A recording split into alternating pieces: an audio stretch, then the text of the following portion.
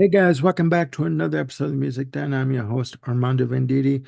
Hoping you guys are having a good day. Hope you guys like my new backdrop. I thought I'd try something different for once. Anyways, in this episode of Music Den, I have another installment of album Spotlight for you. The band is Liquid Trio Experiment, and the album in the spotlight is their release, Spontaneous Combustion. Liquid Trio Experiment are a jazz fusion slash progressive metal band who are an offshoot of Liquid Tension Experiment, another jazz fusion progressive metal band, who themselves are an offshoot of Dream Theater, progressive metal band. The origins of Spontaneous Combustion are very interesting. First of all, I didn't know about this album until about a couple of weeks ago when it came across my Amazon feed. And, you know, look, based on the graphic that I just showed you and the names involved with the project, I wanted to check it out. So I've been listening to this album, like, on YouTube. You're able to stream the album in full on YouTube. And I gotta say, it's quite good. Now, the origins of the album are this Liquid Tension Experiment were writing material for their second album, which is Liquid Tension Experiment 2, when guitarist John Petrucci had to leave the writing sessions to be with his wife for the birth of their child. That left Mike Portnoy, Tony Levin, and Jordan Rudess in the studio to work on some material. And they basically came up with these 13 tracks. And this album is the result of improvisational jams. Now, the album Spontaneous Combustion is produced by Liquid Trio Experiment. The music was recorded in October of 1998. However, it was not released until October of 2007 through Magna Carta Records. The music was recorded on Mike Portnoy's two-track stereo DAT machine. And the album has a playing time of 78 minutes and 6 seconds, so it's quite lengthy. Again, 13 tracks in total. The playing times for the tracks range from 2 minutes and 48 seconds to 9 minutes and 45 seconds, so it's quite lengthy. And what I noticed with this album is it's very funky. It's very percussive, very funky. So I'll go through the tracks with you. Starts off with the track Chris and Kevin's Bogus Journey, clocking in at 7 minutes and 53 seconds. Very rhythmic, very percussive, funky bass from Tony Levin on this track. And there are a lot of time signature changes from Mike Portnoy in this track. Just amazing, amazing. Up next is a track called Hot Rod, clocking in at 6 minutes, 21 seconds. Fast-paced tempo, fast-paced synth runs on this track, a lot of cymbal crashes towards the end, and a lot of synth stabs towards the end of the track, but heavy. The one thing with this album is the drums are very prominent, okay? Very prominent. And even though they do sound sparse in some sections, there's a lot of heavy drum playing on this album overall. Up next is a track called RPP, clocking in at 3 minutes and 6 seconds. In my notes, I have you a very melodic track. Mike Portnoy does a drum solo during the breakdown section of this track. Very, very good. He's amazing on this album. Next up is a track called Hawaiian Funk, clocking in at 4 minutes and 38 seconds. In my notes, funky drum intro.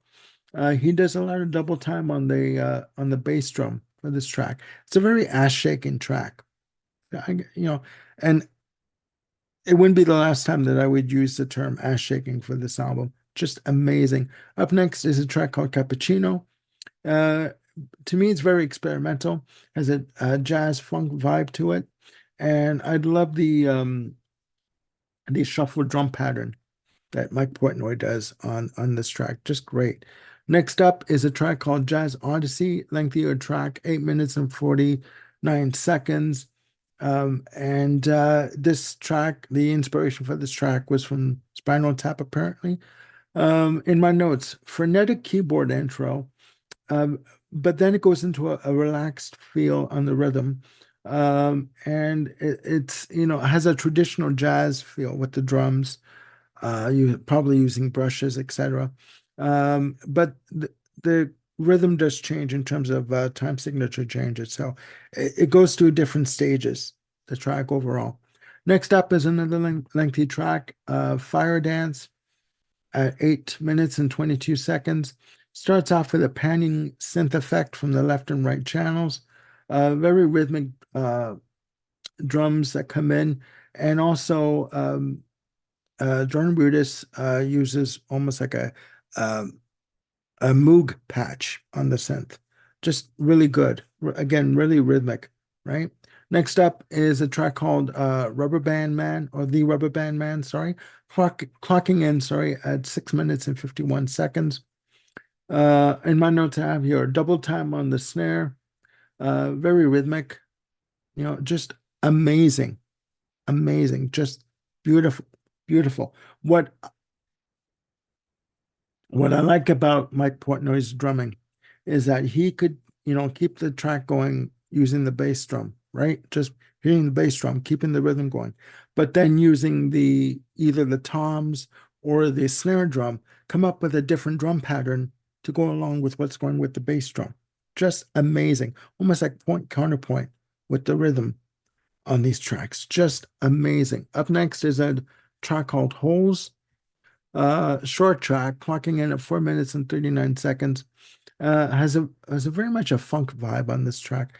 Nice organ from Jordan Rudess, and again, a lot of time signature changes on this track. Next up is the shortest track on the album, called Tony's Nightmare, clocking in at 2 minutes and 48 seconds. And this is Tony Levin on bass, and he's doing a lot of great bass runs, bass lines, but he's also double tracking what seems to be double tracking himself on the bass. It almost sounds like he's coming up with cello parts on the bass, which is quite interesting.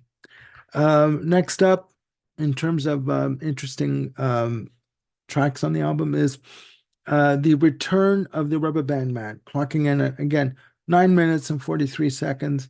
Uh, Great heavy drum pattern from Mike Portnoy in this track.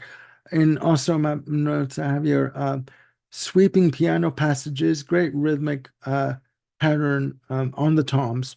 This is what I mean is you've got Portnoy on the bass drum, keeping the rhythm going with the bass drum, but on the toms, he's coming up with other rhythm patterns, right, to go along with it. So you have a song within a song kind of thing, and it's just fantastic, right? And it ends off with a track called Disneyland Symphony, which it's all right. It's a moody, keyboard piece written by the guys. Just great. Clocking in at 4 minutes and 46 seconds. And there you have it, guys. Spontaneous Combustion. I was going to say Symphonic Combustion. Spontaneous Combustion by a Liquid Trio Experiment. Uh, Check it out on YouTube. You can get this album on Amazon for something like between $28.99 to $30.99. If you know of this album, Spontaneous Combustion, please put it down in the comments below. Please let me know what you think of this album. Again, I just heard of this album a couple of weeks back, and I've listened to it a few times, and I wanted to give you my view on this album. So again, that's it for now. Coming up on the channel, I have a live album spotlight special coming up with Mr. Jim Bricker. We are going to be covering Is There Anybody Out There? The Wall Live, 1980 to 81, recorded at Earl's Court in London. That's coming up on the channel. And we have more ideas and more shows coming up. So please click like and subscribe and hit the notification bell to keep yourselves on top of any new content that I've got coming up. I'm Armando Venditti, signing off from space. And I will see you soon with another video. Please look after yourselves and one another. Bye for now.